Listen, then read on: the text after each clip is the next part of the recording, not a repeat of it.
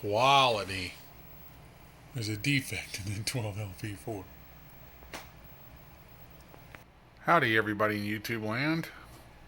Welcome to the next installment of this Zenith Restoration series. So this one we get to figure out the audio circuit, but more importantly we need to figure out what's going on with the sync and what's going on with the little bit of like silver mica symptoms and stuff like that, which I was thinking was the capacitors, the microcapacitors, but we'll have to see because I've noticed that it's sensitive to vibrations. Like if I tap and bang on the chassis here, you'll see it in a minute once this thing warms up. So let's give it a second. Yeah, that's kind of what it's doing. Yeah, I can kind of like, see what I mean? It's very noisy.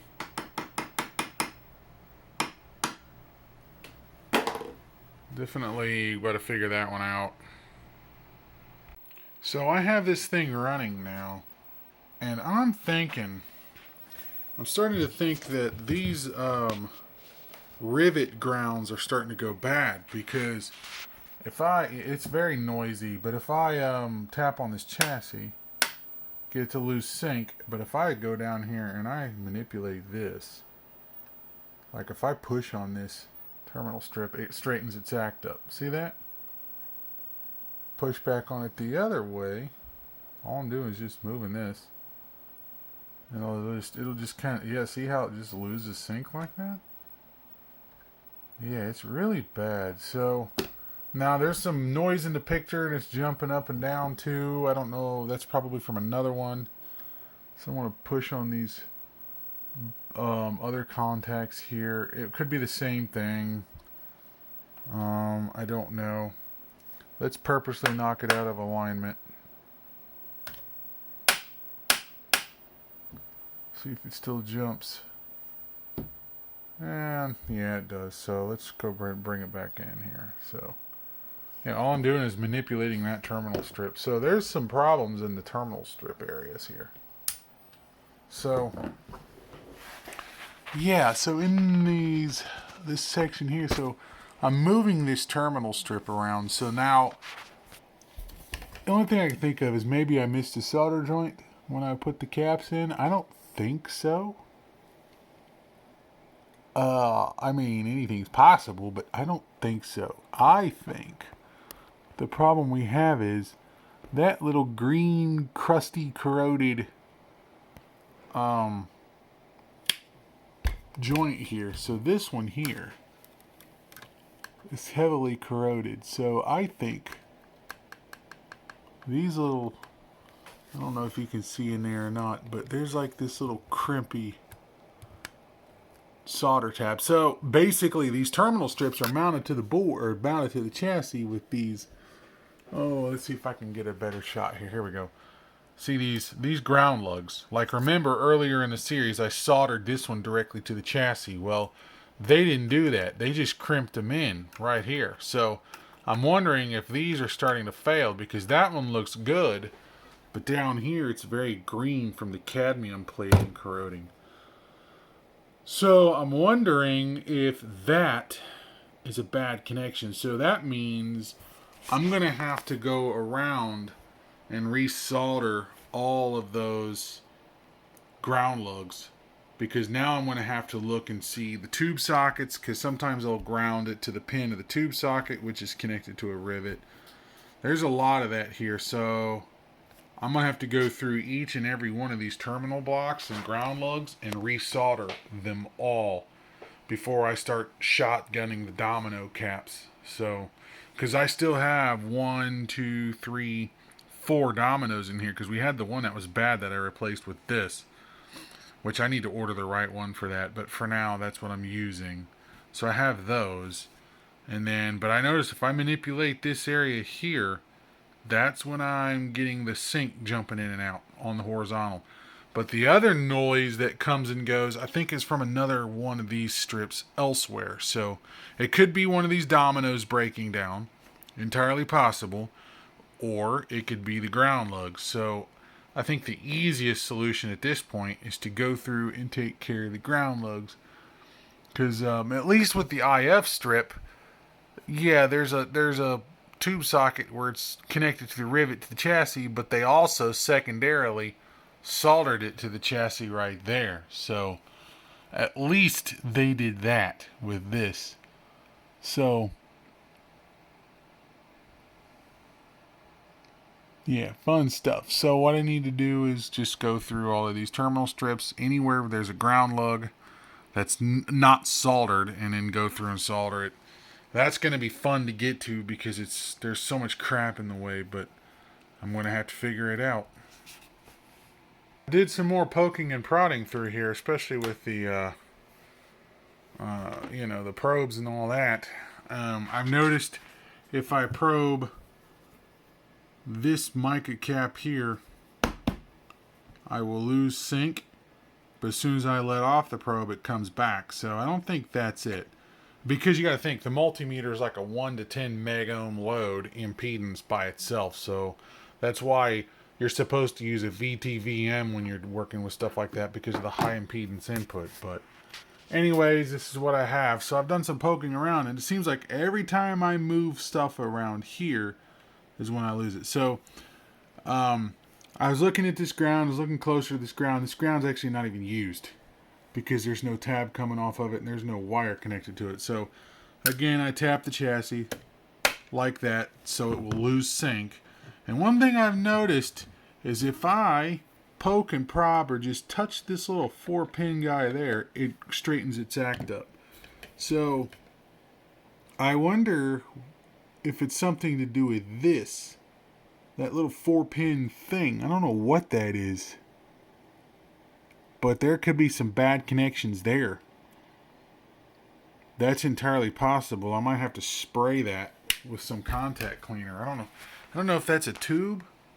I don't think so. I wonder if it's on the schematic anywhere.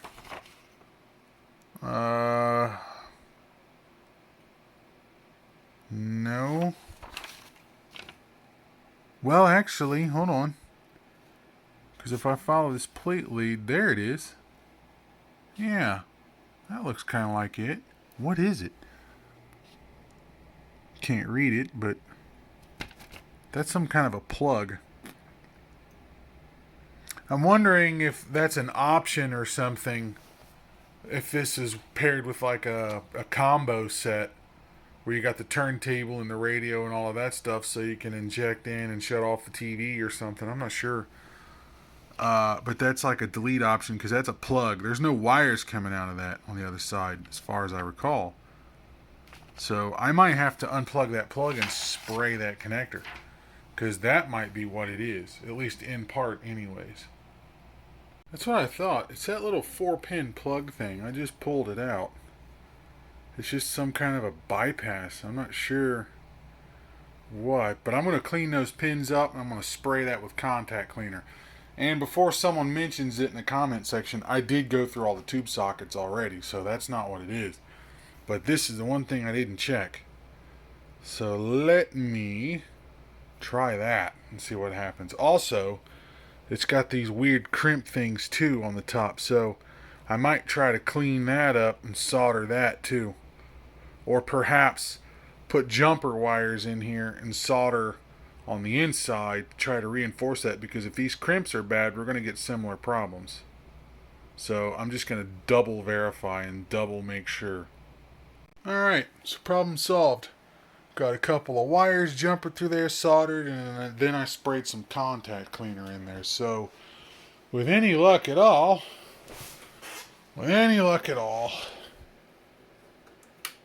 it'll work. So here we go. Let's warm it up and see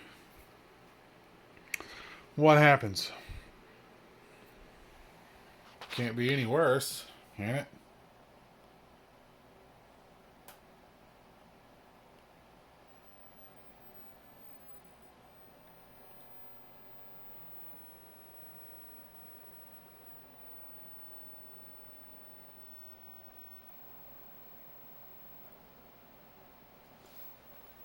Yeah, I'm still jittery.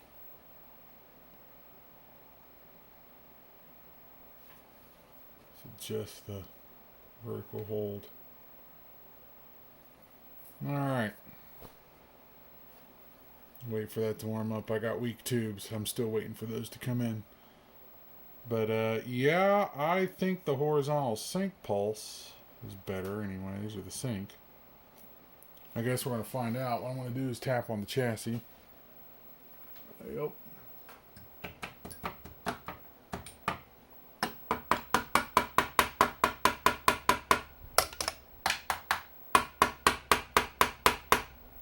Yeah. Seems to be fine, at least that part. Although we still got problems with the vertical circuit. So we've got another issue somewhere. And then the vertical hold is all the way to one extreme too. So see, it's bottomed out. So I got to figure out what we got going on there. So that's the next thing on this list. But at least that part's fixed. I'm not losing horizontal sync anymore. Just got to figure out what's going on with the vertical circuit next. That's the problem right there. It just has this glitch. I don't know why.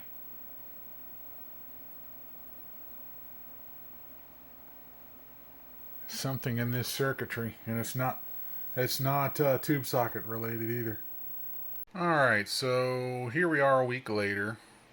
Some of the parts have arrived, which are here now. I went ahead and ordered a resistor to replace the one that goes here for the audio circuit. So we have that now.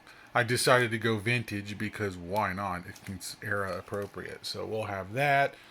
Hopefully, yeah, it's gonna get hot, but hopefully everything else works fine, because I need the audio circuit working to help troubleshoot the other problem we have going on, because I need to know if it's in the vertical circuit cutting in and out, and I also, or if it's in the IF stage. I don't know. It could be this potentiometer in here that's causing a problem. I don't know yet. So anyways, the other thing I want to, make known is I'm still waiting for some of these, and I'm like, wait a minute, I need a 1B3, so I got a 1G3. So I started looking closely to everything that I ordered, and this is my fault, unfortunately. It is what it is, but I want to point something out here. For example, I just went through my cart and started ordering a bunch of tubes because I don't have half of these in inventory. So got the 6AB4, it's almost on its way here. I have the 6C4. I need a 6C4. But this is what pisses me off, because what they did here is they did keyword stuffing. So it's a 6BQ7A. I need a 6C4, but this is the one that came up. The price looked good, so I went ahead and ordered them, right? But I didn't pay close enough attention. And that's my fault, but sellers shouldn't do that, and it makes me very mad. So that's useless. I can probably file a claim on that and get my money back, because they advertised it as a 6C4, and that's false advertising. So, yeah. Now, that tube and this tube are not even remotely the same. They're not even compatible. And then we have this one down here, which, here we are a week later. It hasn't even shipped, because here's the current date and time we are right now, January the 13th. And it's, so that one I'm probably going to have to file a claim on, because, they never shipped it. So, yeah, that's where we are with that right now at the current moment in time. And they did the same thing here with the 1G3, because they tagged it as 1B3, and that's what made it pull up. But I don't know if these two are actually compatible. We're going to find out. I ordered a lot of 3 just so I have some on hand for the other TVs I got coming up. So, yeah, and then I got my 6AU6s. So I have the 6AU6s at least. I have a 12AU7. A 6B, I don't remember. 6AG5. So I'll replace those at least. I need a 12AT7, I think. I need a 12AT7. Yeah. Then, did I get the 12AT7? Anyways, I'm done with that. So, yeah, that's fun. So, anyways, time to get that installed and get that out of the way at least. thing I wanted to point out too is those tubes are just not cheap anymore. I mean, look at those order totals. So, given the ones I'm still waiting on top of the ones I've already got, there's at least 130 bucks worth of tubes and shipping. You know, it's stuff is not cheap anymore, and the big lots of tubes that you used to find all the time are slowly dwindling. And here's the other thing: is these tubes are not made anymore. I mean, don't get me wrong, there's still a ton of supply out there if you know where to look, but you're only going to find that at hamfests, and hamfests are too few and far between, or estate sales with people dying, and there's a lot of leftover tubes and stuff like that. But a lot of that stuff is starting to get more and more by the wayside, so it's becoming less and less and less common as time goes on. And the only ones that are still made now are like 12E T7s and 12E U7s and stuff like that because they're audio tubes, but these aren't. So finding them, it's been fun. And it's expensive. It's really expensive now. Like, these are over $1 a tube now, almost $2 a tube now, because I've got 7 of them for $17 with shipping. So, I mean, it's not terrible, but it's not cheap like it used to be. Alright, so I got the original tubes over here just kind of laying out there at the moment. Put the old 6AU6s in there that I took out of my stash, which I know are good. And then I still have 3 left that I bought. So I'm going to go ahead and test this now. I got the audio tube reinstalled, but I don't have the transformer hooked up just yet. I don't care about that at the moment. I just want to see how this performs with the tubes that I just put in there. So let's go ahead and get this guy warmed up. And let's see if it works.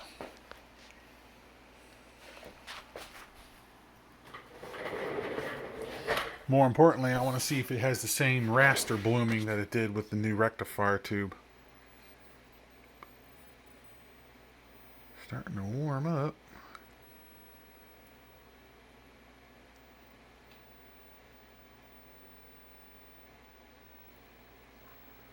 And here we go. It's all up and going. So do we have the same raster blooming? Yeah, we kind of do. So the high voltage is very weak on this set. Could be, I don't recall the horizontal output tube being weak, so it could be a flyback problem. Yeah, it could be. But hey, I got another tube in there at least. But I still have this weird noise in the picture.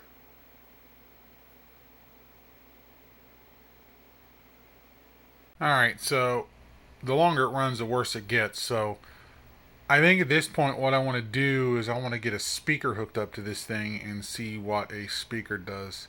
See how it sounds. So let's get that. So in this case, I cut off a piece of actual speaker wire and got both ends of them stripped here. So this end's going to go into the transformer, the output transformer, and I'm just going to wrap it around this post like it was originally and try to anchor it back down. So right now I'm heating the soldering iron up so I can get these wires pulled. Hopefully we can do that without damaging the transformer. So we're going to pull those out and then we're going to solder those down in there. There. The wire is now put back in place. So now I'm just going to go grab a speaker and just quickly connect those up to it and see what happens.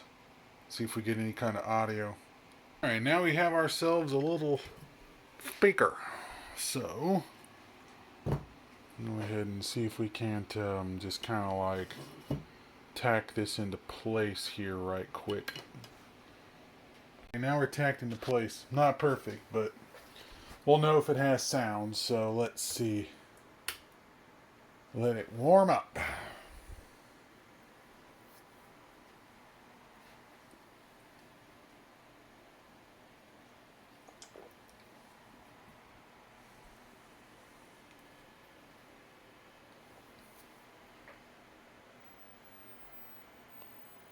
So here we go.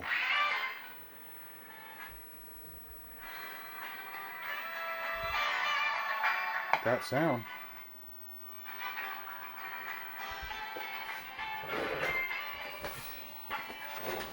Waiting for the sync to kick in, or did we lose it?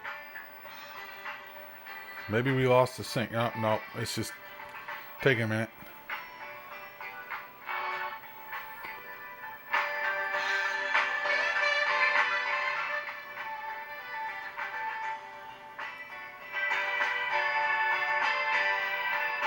Loud.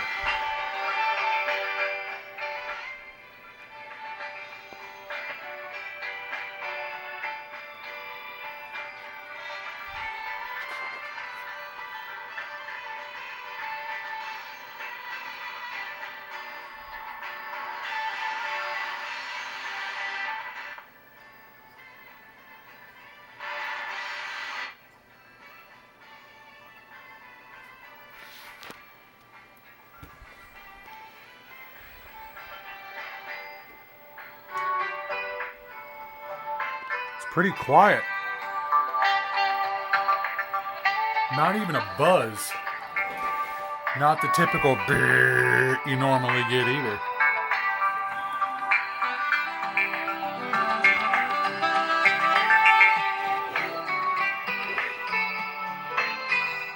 Maybe a little.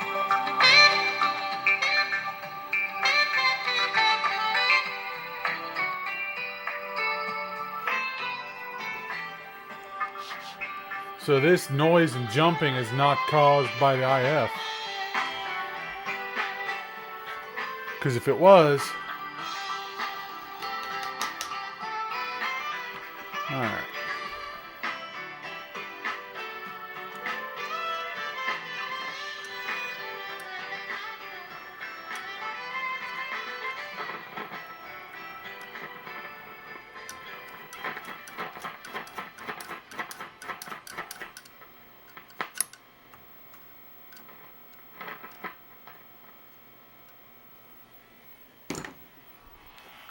That's ground loop noise from the rack.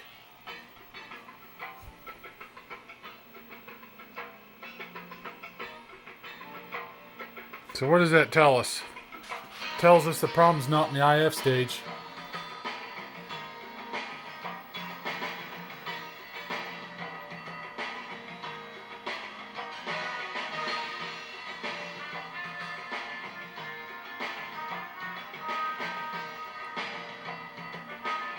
But it also tells us the sound works fine.